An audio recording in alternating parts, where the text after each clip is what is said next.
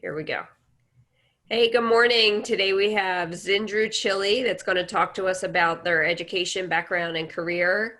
And you can go ahead and keep your cameras off and we'll hear what they have to say. Andrew's going to tell a story for about 15 to 20 minutes and then we'll have time for your questions. But go ahead, if you have questions now that you just think of them, you can type them in the chat and I'll monitor that. Thank you so much for being here today. Yeah, thanks for having me.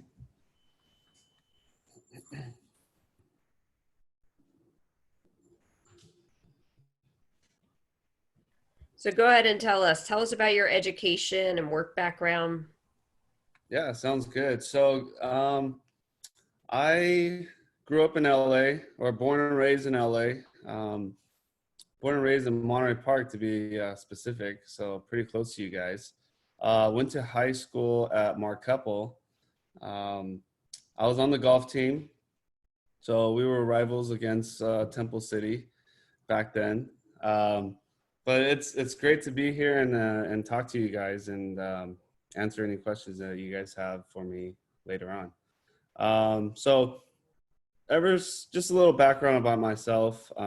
Ever since I was young, I started playing golf at 6 years old.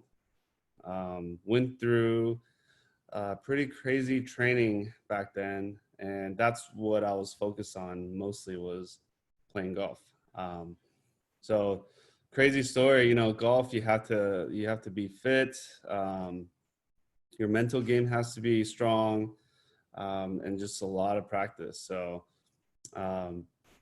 my parents were used to pick up my backpack or take my backpack from home to my school, and I would have to run to school just to stay conditioned for competitive golf. I don't know if any of you guys are on the golf team, but playing around a golf and staying focused takes a lot of work, so but anyway, back to high school. After I graduated high school, I didn't go to college right away. I went to the Golf Academy of America, because that was my thing, right? I just played golf. I wanted to teach golf and eventually work and run a golf course. So after I graduated the academy, I was about 19 years old, and I was still pretty young to kind of jump into the golf industry. So what I did was I went to college. I ended up going to University of Maryland, went to business school there, and yeah, 4 years of in crazy weather. It came back right after I graduated, and then what did I do first? I worked at a golf course. During that time, working on a golf course, learning how to run the golf course, I also played professional golf. So made some money there. Worked at a golf course. As I was kind of learning how to run the golf course, I was also teaching golf as well. So not to jump around, but going to college, I was also my side job, my part-time job was teaching golf. So fast forward to after college, worked at a golf course. I actually worked at Alhambra Golf Course. You guys might know where that is, right next to Almanzar Park. Worked there for 10 years and made money teaching golf. So as as you guys are hearing, my career was mainly in golf, right? So I guess about 2 years ago, I left Alhambra Golf Course and decided to not pursue running a golf course or working at a golf course, but decided to start teaching golf full time, which was probably the best decision I've ever made. I don't know if you guys know, but working at a pro shop or a golf course, yeah, you do learn a lot, but you got to go with what you love, right? So with working at a golf course, what I learned was I don't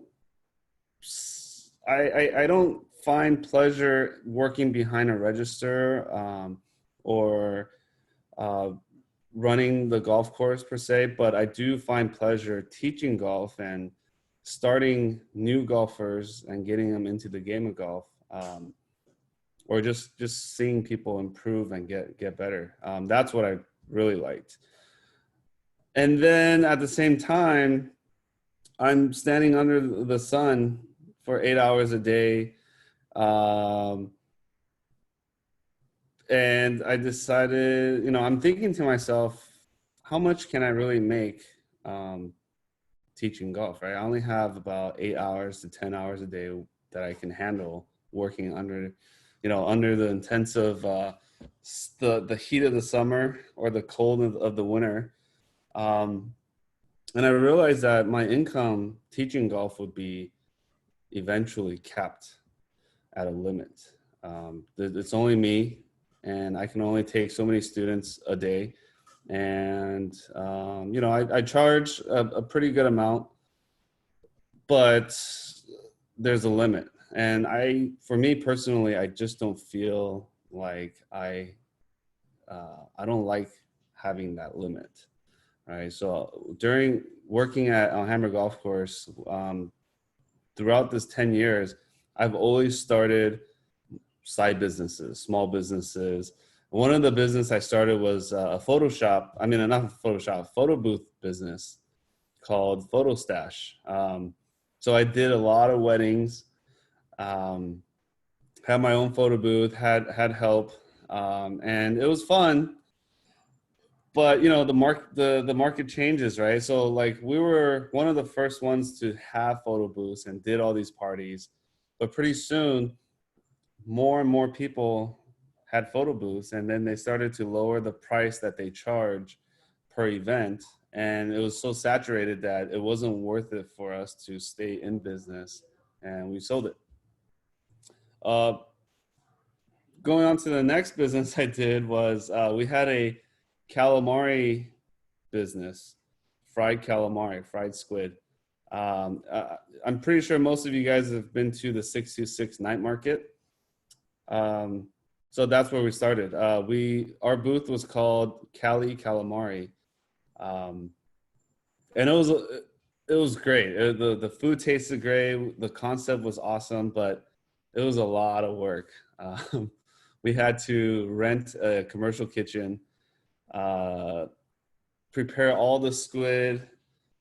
It's a lot of work. And when we were making it at the festival, you got to shake the flour, and then we needed some buff people to help us out. Um, so ended up, kind of we didn't sell the business, but we ended up deciding to do something else, and I decided to go with something easier. And my next business was Square Donut Ice Cream. Also started at the 66 night market. So what it was a donut ice cream sandwich with basically traditional, well, we use traditional Taiwanese topping like that you'll see on shaved ice.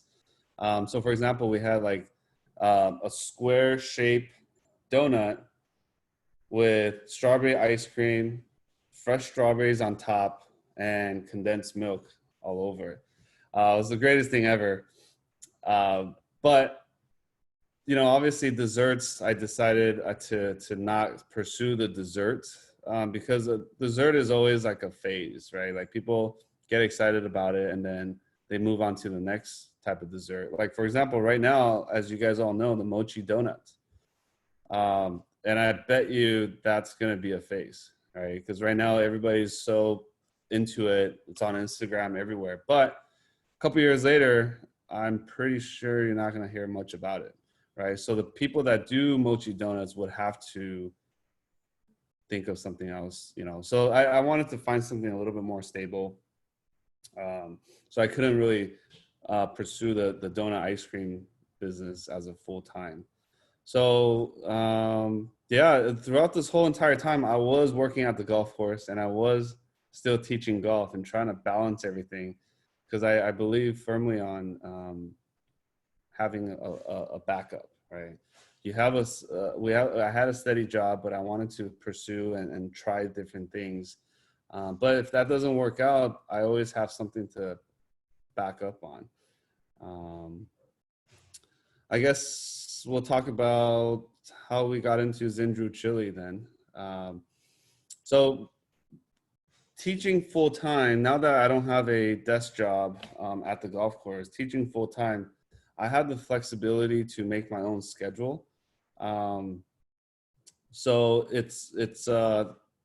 and I was pretty focused on teaching golf full time. Don't get me wrong, but the way our chili got started was my wife Zin.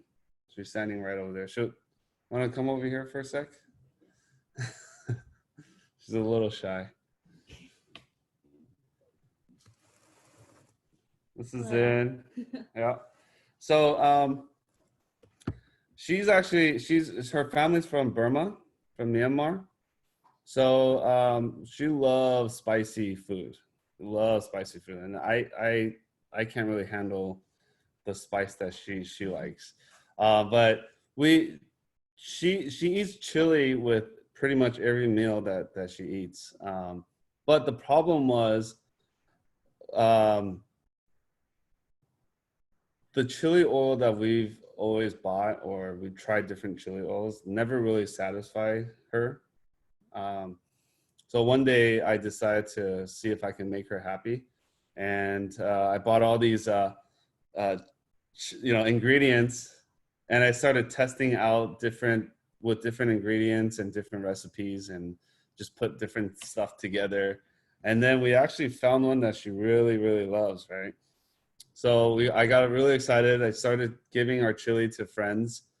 Um, and then all of a sudden, like they really liked it, but all of a sudden everybody just started asking us for chili oil, to be specific. So, then that's how we created this thing right here. So what it is mainly, obviously, chili. But what a lot of people like about our chili is that we use fried garlic. So it's very heavy on the garlic flavor, very umami, and it goes well with everything. So it it wasn't meant to be a business at first, and that's what's really crazy is it wasn't meant to be a business, but the opportunity came about, and for me, I'm very business minded, so I took the opportunity and ran with it. Um, and that's how we got here. But it wasn't easy though. You guys have to understand, starting any business, there's a lot of planning, there's a lot of mistakes, but you got to persevere. Don't give up. um, and I can say that because even though I tried to start my different businesses, and selling the businesses or moving on to something else, it wasn't giving up. It was just understanding, um, and planning ahead. I think that's more. I don't know if that makes sense to you guys, but never give up on what you feel um, like is right. All right, so. I guess I'm kind of jumping around, but I feel for me, I always loved business.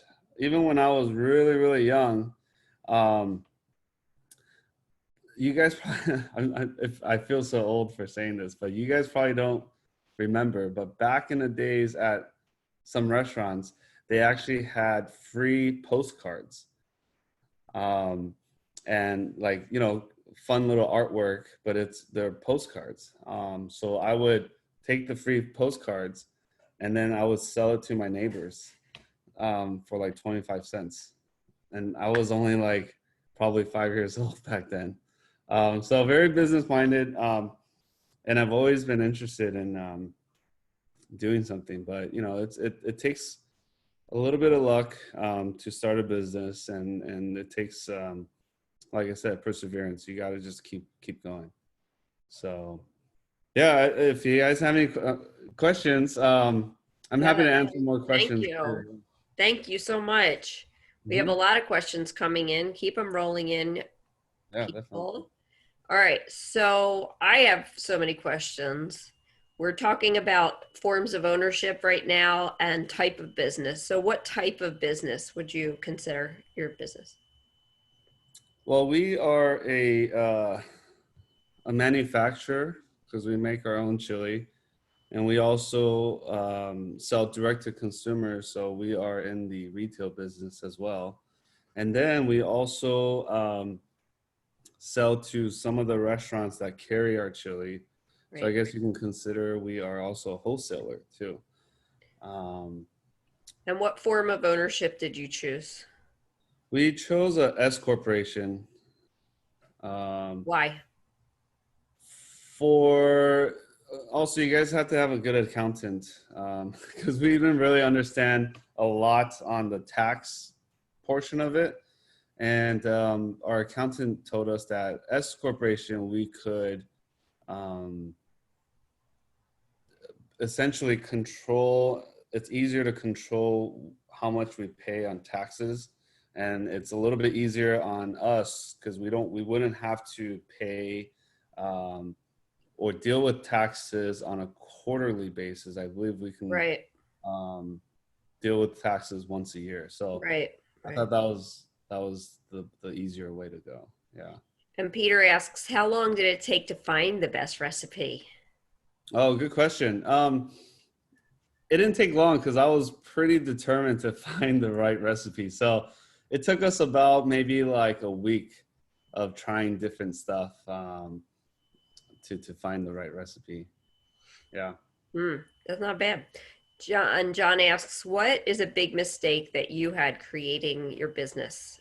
Or maybe some of the other ones from 626 you could share. Just some mistake you think you've made. Yeah. So I would probably say the biggest mistake was not planning ahead of time and realizing um, the amount of work that goes into certain things. Like for example, the calamari business.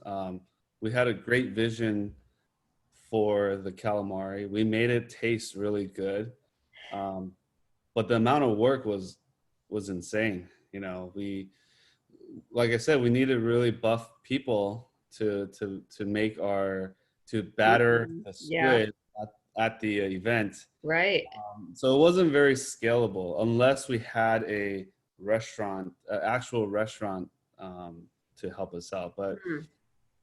you know, those were the mistakes that we made was not kind of planning ahead enough. Yeah. Right. And do you think that's something you actually could have learned ahead of time, though? Or is it something you just had to do to learn? Um, I I think unless you went to culinary school, Right. might have we might have had a good idea of Right. what kind of goes into, but it's all experience. Yeah. Right. And which major did you choose? You said you majored in business. Which section? It was business administration. Okay. Yeah, it's very. And then um, Calvin asks, what does a typical day look like for you? So now with the chili business, I'm answering a lot of emails in the morning. Um, I have meetings with a lot of people because right now we still have we're not totally there yet, right? We're not at the markets yet. We're not on the shelves yet. So there's still a lot of planning to do, a lot of improvements that we have to make. So I'm talking to a lot of people to try to put this together and try to make it happen. So typical day, wake up in the morning. I got to drink my coffee, Mhm. got to answer my emails. Um, Got to take orders because a lot of people right now, in order to order a chili, um, you either message us on Instagram or through our website. So we have to process the orders. By the way, guys, it's okay to do that in the beginning, but I am learning right now how to be more efficient with that process. So having a good working email website really helps with that. So Mhm. that's also my typical day is again meeting with website developers, food photographers, um, I where I get my jars. It's right now with the pandemic. It's also very hard because the supply chain has been affected. So I gotta contact different places to buy my jars and all that stuff. Yeah. Well, I'm glad you're doing glass, not plastic. Thank you. Yeah. And let's see. Brian asked, "Do you ever wish your golf dream ever took off?" Yeah, that's a good question. Ever since I was younger, I was kind of conditioned to become a golf pro, and we're talking about the golf pros that you see on TV playing with the PGA, right? So one of the guys that you guys might have heard of if you're golf fans that I competed against a lot back then was Anthony Kim. So he made it, and a lot of us didn't make it because I feel like we were a little bit burnt out. Hmm. Uh, as the typical stereotype for Asian parents is very strict, um, and they have a very clear vision of what they want you to do, right? So back then, I was just practicing a lot, and that might have affected my outcome a little bit, but at the same time, I wouldn't be a good instructor, a golf instructor right now if it wasn't for them kind of pushing me to learn Right. golf and play golf and stuff. So Yeah. yeah, it's when I was my prime was when I was 12 to 15 years old. I was ranked number 2 in California. So it's yeah, I Yeah. it You guys can Google that. Good. yeah. Joni asked, "How did you get startup money for your business?" Startup money for business was always from teaching golf. Um, I always watch where my money goes and like I said, planning, right? So I don't spend money on useless things, but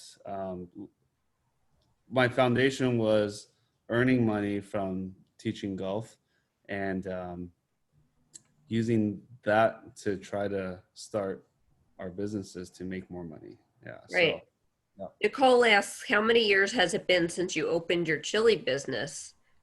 So And what are your future goals?" we just hit our 1 year since we started selling our first jar of chili oil. It's pretty crazy because if you look at our Instagram back in July last year, we celebrated our 100th jar that we sold, which was really exciting.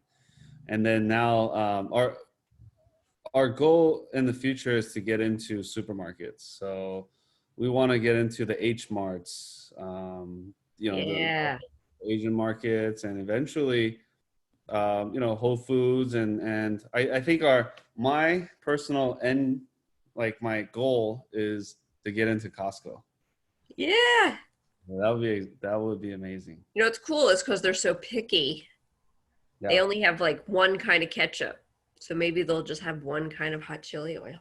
yeah, for sure. That's what they need. I need that. And how do you avoid burnout?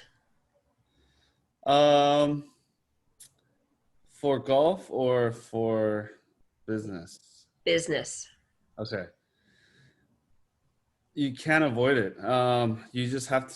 I mean, yeah, like to avoid burnouts, you take a couple days off or vacation, but your brain doesn't stop. You can't make it stop, right? So, um, even when my wife and I go on short trips or vacations, we're doing business. Right. Yeah. Right. So, but you gotta put in the work, and not be afraid of um, working. Because when we first started the chili business, I was literally working 14 hours a day, and Wow. my stress reliever was at the end of the day was to play some games. Mhm. Yeah. So I So yeah, believe and that got me going. That got me enough rest for the next day to start it up again. Yeah. Sebastian asked, "What's your favorite dish to put the chili on?"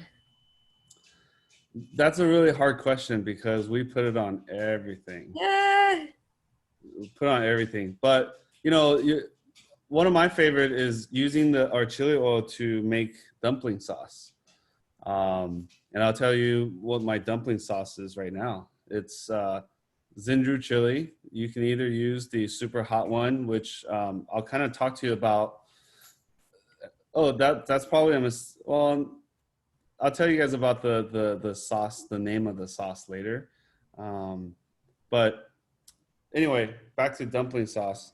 Zindrew chili with hoisin sauce, a little bit of sesame oil, rice vinegar, which is white vinegar, and soy sauce. Mix it all together, you'll have the best dumpling sauce ever. Nice. Tell us Uh, about the two different products too that you have. yeah, so we have, so Zindrew chili is basically a one flavor profile with two spice levels. So we have the OG, and the super spicy one is called the Suicide Batch, which I wanted to talk to you guys about that. We are changing the name to something a little bit more generic. Um, we're planning to call it the X Batch. Yeah, and the reason why is we realized that the name of the sauce um, really affects a lot of people out there with mental health. Um, so we didn't realize in the background behind why we called it that was when we made the recipe, I taste tested it and I was literally dying for 30 minutes. Like just trying to get that spice out of me. So Yeah, I that's why bet. we called it the name that we called it. Yeah. But as we grow our business, like I said, we're also learning.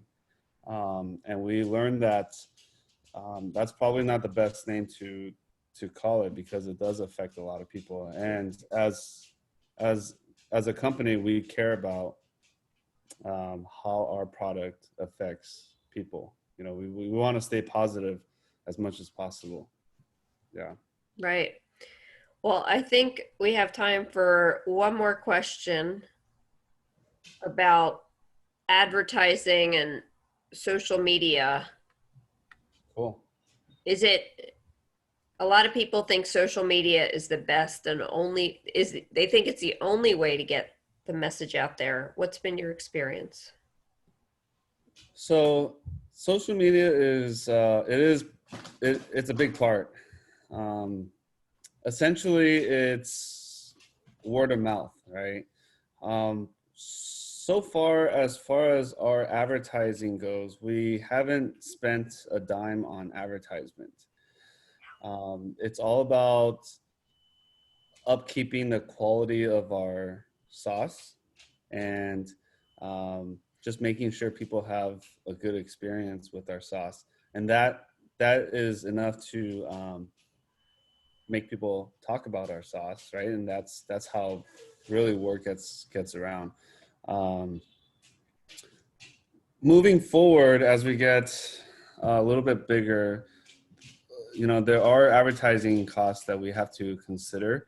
Um, but social media is a big part because you have influencers out there that can blow your product um, up.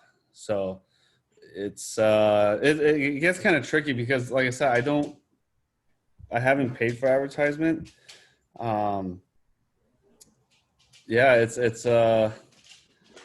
but it's important though. It's important Hmm. to social media because for us, as far as growing our social media, because we have Instagram, we post pretty regularly, and I'll post these and ways to make our chili. Or if any of you guys use our chili oil, tag us on Instagram, and we'll repost your post. Yeah. Uh, so yeah, that's Yeah. definitely social media is a big part of our business right now. Yeah.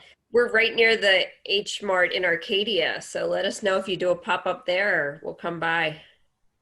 Definitely. Yeah. Yeah. Well, thank you so much for talking to us today, Andrew. We're so excited about the Zindrew chili, and hopefully we'll get to try it in class soon. Yeah. Thanks, guys. Follow us on Instagram at Zindrew Chili. Just There you Zindrew go. Chili. You got it. Yeah. Thank you.